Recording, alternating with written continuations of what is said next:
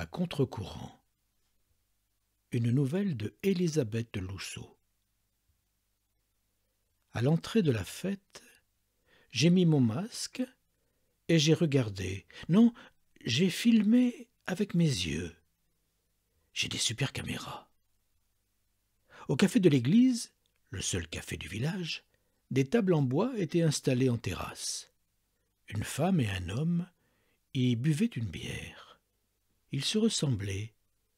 Ils avaient des visages de pommes, je veux dire ronds, des grosses pommes. Ils s'embrassaient parce qu'ils étaient amoureux et que c'était la fête.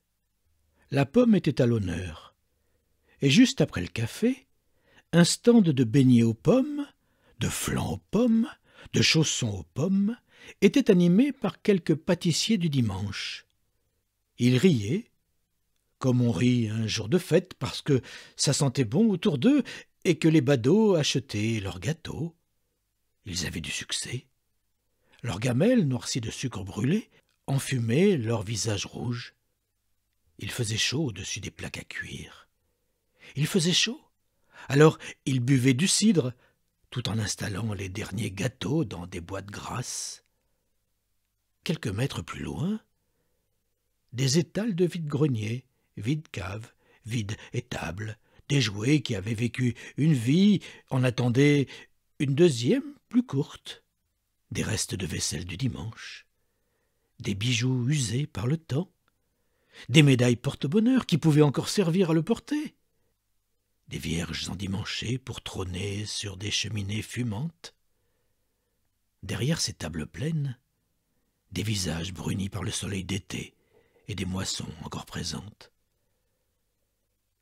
Les allées sentaient la pomme, le cidre et la friture. Les passants avaient des visages réjouis, des sourires sans masque, heureux de revoir les leurs. Ils se promenaient en ce dimanche soleillant dans des allées faites pour eux.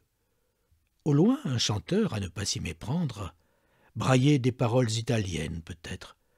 Je n'étais sûr de rien. Il y mettait tout son cœur. Je me suis approché. Je croisais, je doublais, je trébuchais sur des visages vus il y a longtemps dans un film, mais pas celui de cette fête, une autre fête sur grand écran, en noir et blanc. Le festival burlesque. Ça sentait de plus en plus la friture, mais plus la pomme. C'était une odeur rassurante de fête grasse. Je m'en parfumais les cheveux. Je ramènerai la fête chez moi. Ça fera un souvenir de plus. Je cheminais et me rapprochais doucement de la voix italienne. Une estrade était dressée dans un champ, et le chanteur sartois chantait à pleine voix un air qui entraînait deux danseuses vêtues comme aux Folies Bergères. Une roue de plumes de couleur rouge, placée sur leur postérieur, bougeait au rythme de leurs pas.